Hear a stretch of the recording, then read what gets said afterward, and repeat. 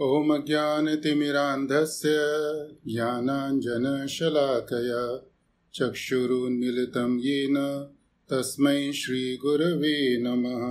श्रीचैतन्यमनोभीष्टं स्थापितं येन भूतले स्वयं रूप कदा मह्यं ददाति स्वपदान्तिकं।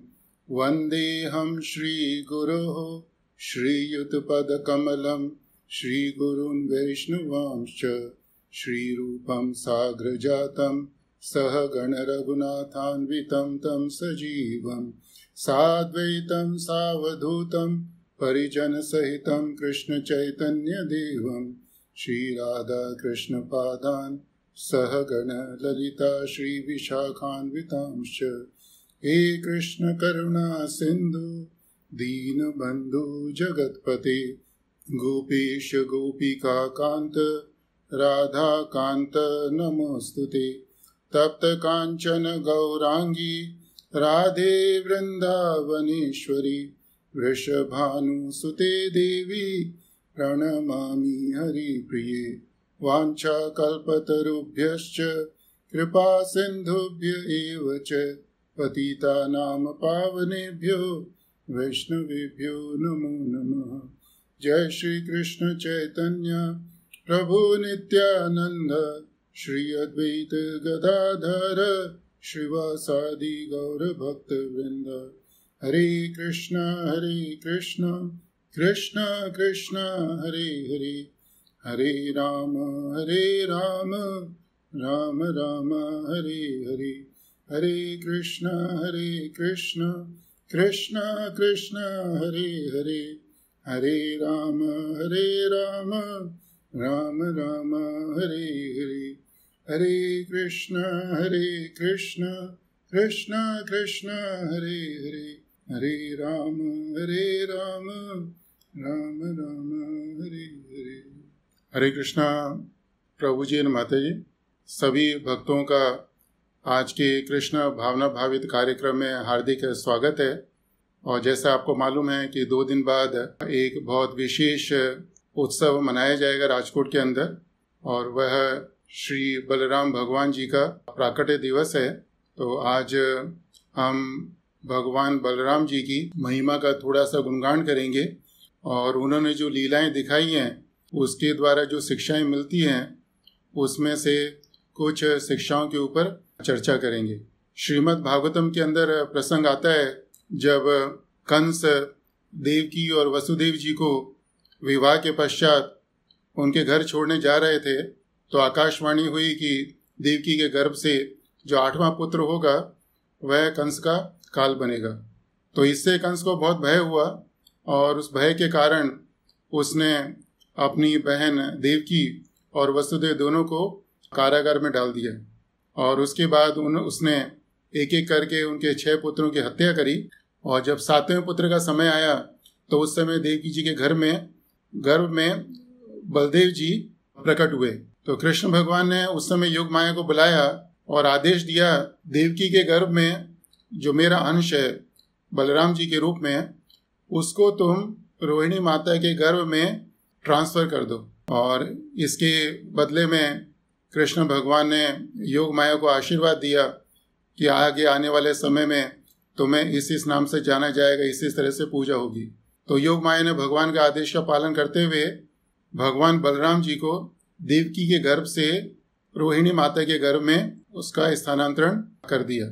और इसके बाद में श्रीमद् भागवतम के अंदर कृष्ण भगवान बताते हैं, जब उनका योग माया से संवाद होता है, कि जो मेरा अंश है यह बलराम के नाम से जाना जाएगा। क्योंकि यह गोकुल में सभी ब्रजवासियों को बहुत ज़्यादा आनंद देगा। और इस अंश का एक और नाम संकर्षण होगा, क्योंकि इसको रोहिणी माता देवकी माता के गर्भ से अपनी तरफ आकृष्ट करेंगी। और इनका एक नाम हलधर भी होगा, क्योंकि ये हल को धारण करेंगे। और इसके साथ साथ इनके अंदर बहुत ज़्यादा असीमित शक्ति भी होगी। तो इसके बाद में बलराम जी का प्राकट्य होता है वृंदावन के अंदर, कृष्ण भगवान के प्राकट्य से 15 दिन पहले। और बलराम जी के रूप का वर्णन किया गया है श्रीमद् भागवतम के अंदर, कि उनका जो रूप है बहुत सुंदर रूप है।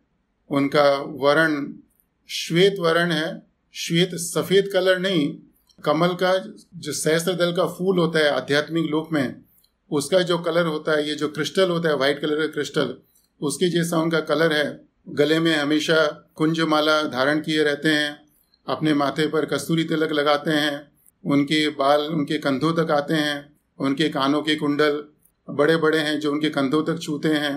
कुल मिलाकर जो उनके अगर रूप की तुलना करी जाए तो वो इतने सुंदर हैं कि अनगिनत चंद्रमा की जो सुंदरता है उसको भी पराजित करते हैं।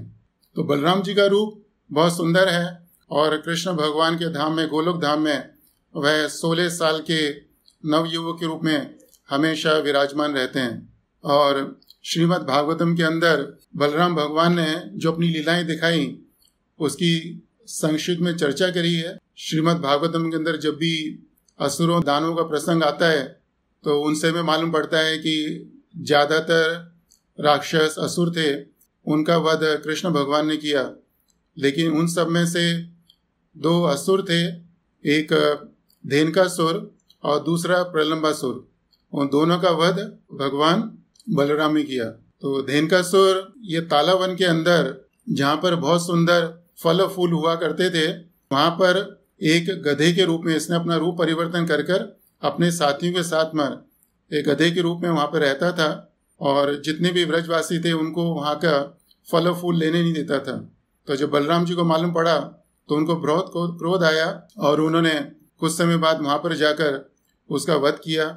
इसी तरह से जो प्रलंबासुर था, वह जब कृष्ण भगवान और बलराम जी अपने ग्वाल बालों के साथ खेल रहे थे तो वह रूप बदल कर एक ग्वाल का रूप लेकर उनके बीच में घुस गया और ग्वाल बालों की शर्त थी कि जो इस खेल में हारेगा बलराम जी को अपने कंधे पर उठाएगा। तो उस खेल के अंदर भगवान की इच्छा से प्रलंबासुर हार गया और उसने कंधे पर बलराम जी को उठाया, इस उद्देश्य से कि बलराम जी को उठाकर वह तेजी से भागकर दूसरे स्थान पर जाएगा और उसका वध कर देगा। लेकिन बलराम जी को असुर के बारे में मालूम था, तो जैसे ही प्रलंबासुर ने बलराम जी को उठाया तो बलराम जी ने अपना वजन इतना बढ़ाया कि प्रलंबासुर भगवान बलराम जी को ज़्यादा दूर तक लेकर नहीं चल सका और उसके बाद में बलराम भगवान ने उसको मुक्का मारा जिससे उसके 2 टुकड़े हो गए और इस तरह से उसका वध किया। इसके अलावा बलराम भगवान के बारे में कुछ और जानकारी मिलती है हमको श्रीमद् भागवतम में कि बलराम जी का एक नाम हलधर है। जिस तरह से कृष्ण भगवान का प्रिय अस्त्र सुदर्शन चक्र है, उसी तरह से बलराम जी का प्रिय अस्त्र उनका हल है और इस हल के द्वारा भी उन्होंने कुछ लीलाएं करी हैं। जैसे एक लीला है उसके अंदर जब लक्ष्मणा जो दुर्योधन की पुत्री थी, उसने सांबा जो कृष्ण और जाम्बवती के पुत्र थे उनको स्वयंवर में अपना पति चुना, तो दुर्योधन को अच्छा नहीं लगा और दुर्योधन ने युद्ध के बाद में सांबा को कैद कर लिया और पांडव युद्ध करना चाहते थे कौरवों से, लेकिन बलराम जी ने सबको शांत किया और बलराम जी दुर्योधन को समझाने गए कि वह सांबा और लक्ष्मणा को छोड़ दे, लेकिन दुर्योधन का अभिमान था, वह सांबा और लक्ष्मणा को छोड़ने के लिए तैयार नहीं था। तो उस समय बलराम जी को बहुत क्रोध आया और उन्होंने अपने हल से पूरे हस्तिनापुर को पकड़ा और उसको घसीटना शुरू किया, इस उद्देश्य से कि वे पूरे हस्तिनापुर को ले जाकर जमुना जी में डुबो देंगे। और जब बलराम जी ने ऐसा करना शुरू किया तो दुर्योधन को बहुत भय हुआ और भय के कारण उसने सांबा और सुलक्ष्मण को छोड़ दिया। और एक बार बलराम जी द्वारका से वृंदावन आए और उस समय अपने ग्वाल बाल गोपियों के साथ वो व्रज में लीला कर रहे थे और उनकी इच्छा हुई कि जल क्रीड़ा करने की, तो वो जमुना जी में जाके जल क्रीड़ा करना चाहते थे, लेकिन जमुना जी प्रकट नहीं हो रही थी। तो भगवान ने आग्रह किया, आग्रह करने के बाद भी प्रकट नहीं हुई, तो भगवान ने उस समय भी पूरी जमुना जी को अपने हल से घसीट कर समुद्र की तरफ ले जाना शुरू किया कि जिससे वो जमुना जी को समुद्र में विलीन कर दें। तो अपने हल के द्वारा दूसरी लीला उन्होंने ये दिखाई। और तीसरी लीला के अंदर ऐसी कथा आती है पुराणों में कि रेवत नाम के राजा थे सतयुग के अंदर और उनकी पुत्री थी रेवती। वो बहुत ही सुशील पुत्री थी और वह उनके लिए योग्य वर ढूंढना चाहते थे। तो योग वर खोजते खोजते योग वर की तलाश में वह ब्रह्मलोक ब्रह्मा जी के पास पहुंचे और ब्रह्मा जी को बोले कि भगवान, मेरे को अपनी पुत्री के लिए योग्य वर चाहिए और कोई योग्य वर बताइए। तो ब्रह्मा जी ने बोला कि थोड़ी प्रतीक्षा करो। और कुछ समय बाद रेवत महाराज को एहसास हुआ कि ब्रह्मा जी की प्रतीक्षा करते करते सतयुग खत्म हो गया, त्रेता युग खत्म हो गया और द्वापर युग भी खत्म होने वाला था। उस समय ब्रह्मा जी ने बोला कि अभी तुम्हारी पुत्री के लिए सबसे योग्य वर और जो उसकी योग्यता है उससे भी अच्छा वर है बलराम भगवान। अभी वो धरती के अंदर लीला कर रहे हैं, तुम उनसे जाकर प्रार्थना करो कि तुम्हारी पुत्री को अपनी पत्नी के रूप में स्वीकार करें। तो रेवत महाराज अपनी पुत्री को लेकर बलराम जी के पास पहुंचे।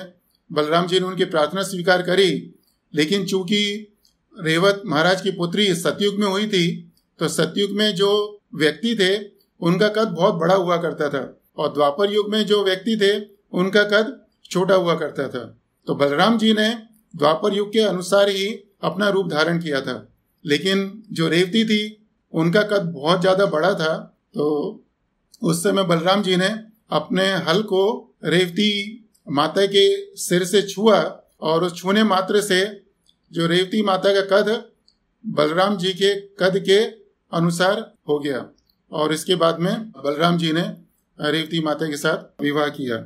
और इसके साथ साथ हम ये भी जानते हैं कि बलराम जी गदा युद्ध के अंदर बहुत निपुण थे। वह भीम और दुर्योधन दोनों के गुरु थे। बलराम जी ने दोनों को गदा युद्ध सिखाया था। भीम और दुर्योधन दोनों को बलराम जी बहुत प्रेम करते थे।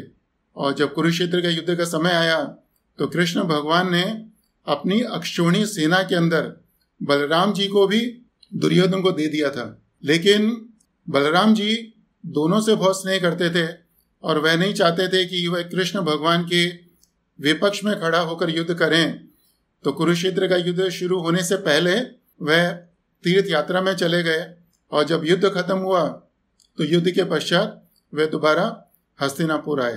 तो इस तरह से संक्षिप्त में हमने आपको कुछ लीलाएं बताई जो श्रीमद् भागवतम के अंदर शुकदेव गोस्वामी और भगवान के भक्तों ने हमको बताई है। तो द्वापर युग के अंदर बलराम जी कृष्ण भगवान के बड़े भाई के रूप में अवतरित हुए। त्रेता युग में यही बलराम जी भगवान राम के छोटे भाई के रूप में लक्ष्मण के नाम से प्रकट हुए और यही बलराम जी चैतन्य महाप्रभु के समय में तकरीबन 550 साल पहले उनके बड़े भाई नित्यानंद जी के रूप में प्रकट हुए। और कुछ भक्त लोग कहते हैं कि रामानुजाचार्य हैं राम अनुज, राम का छोटा भाई, वह भी लक्ष्मण जी का रूप हैं। तो इस तरह से लक्ष्मण जी या बलराम जी अलग अलग युगों में अलग अलग रूप धारण करते हैं और अलग अलग नामों से जाने जाते हैं। अब हम जो बलराम जी हैं उनका जो भगवत तत्व है उसके ऊपर थोड़ी सी चर्चा करेंगे। चैतन्य चरितामृतम के अंदर कृष्णदास कविराज गोस्वामी आदि खंड अध्याय 5 उसके अंदर बहुत विस्तार से बलराम जी के प्राकट्य की महिमा का वर्णन करते हैं। और इसके बाद में चैतन्य चरितामृत माध्य खंड के अंदर चैतन्य महाप्रभु स्वयं सनातन गोस्वामी को शिक्षाएं देते समय बलराम जी के बारे में, उनकी महिमा के बारे में हमको बताते हैं। और दोनों स्थान पर आदि लीला अध्याय 5, मध्य लीला अध्याय 20 जहाँ जहाँ पर बलराम जी की महिमा का वर्णन हुआ है वहाँ पर शिला प्रभुपाद जी ने बहुत सुंदर तात्पर्य दिया है। और एक श्लोक के अंदर तो शिला प्रभुपाद ने तकरीबन 15 पेज का तात्पर्य दिया है हमको समझाने के लिए कि वासुदेव, संकर्षण, प्रद्युम्न, अनिरुद्ध और विशेष रूप से बलराम तत्व क्या है। तो कृष्णदास कविराज गोस्वामी चैतन्य महाप्रभु ने बहुत सुंदर व्याख्या करी है, शिला प्रभुपाद ने और उसकी व्याख्या करी। तो उसका संक्षिप्त रूप में मैं आपको वर्णन करूंगा कि जैसा हमको मालूम है कि शास्त्र के अनुसार Krishna is the fountain head of all the incarnations, कि कृष्ण भगवान उनके जितने भी अवतार हैं उनके उद्गम का स्तोत्र हैं। और जब भी कृष्ण भगवान को लीला करने की इच्छा होती है और ये लीला निरंतर चलती रहती है, तो उस समय वह अपना प्रथम अंश प्रकट करते हैं और वह अंश बलराम जी के नाम से जाना जाता है। और यह बलराम जी कृष्ण भगवान की लीला में सहायता देने के लिए 5 रूप धारण करते हैं और उन 5 रूप के नाम हैं महासंकर्षण, कारणोदकशायी विष्णु, गर्भोदकशायी विष्णु, शिरोदकशायी विष्णु और अनंत शेष। इन 5 रूपों में से पहले 4 रूप ब्रह्मांड की रचना में कृष्ण भगवान की मदद करते हैं और जो 5वां रूप है अनंत शेष का, वो कृष्ण भगवान के निजी सेवक के रूप में कृष्ण भगवान की सहायता करते हैं। तो बलराम जी का जो प्रथम रूप है वह है महासंकर्षण का रूप। आध्यात्मिक जगत के अंदर भगवान की एक शक्ति है जिसका नाम है चित्त शक्ति और उसको शुद्ध शक्ति भी बोलते हैं।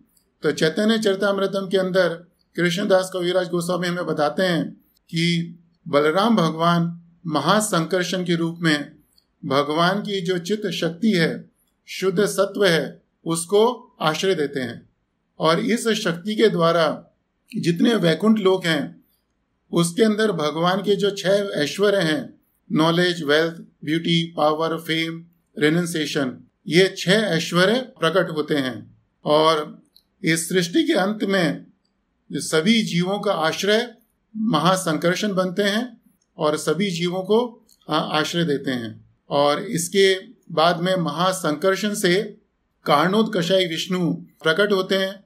जब सृष्टि का प्रलय होता है तो प्रलय के अंत में सिर्फ 3 चीजें रहती हैं। तो भगवान रहते हैं, वह अनंत शेष के ऊपर शयन करते हैं, लक्ष्मी जी उनके चरणों की सेवा करती हैं और बलराम जी काल रूप के रूप में विद्यमान रहते हैं। तो कारणोदकशायी विष्णु या महाविष्णु के रूप में बलराम जी अनगिनत ब्रह्मांडों को प्रकट करते हैं। वो उनके एक एक रूम से, एक एक पोर से अनगिनत ब्रह्मांड निकलते हैं। जब भी वह सांस छोड़ते हैं तो एक सांस छोड़ने से अनगिनत ब्रह्मांड प्रकट होते हैं और जब भी वो श्वास अंदर लेते हैं तो श्वास अंदर लेते समय सारे ब्रह्मांड का प्रलय होता है। तो पहली चीज तो वह ब्रह्मांड है उनको प्रकट करते हैं और दूसरा जो प्रकृति है जो सुप्त अवस्था में होती है उसको एजिटेट करते हैं, उसको एक्टिव करते हैं ना। हरे कृष्णा।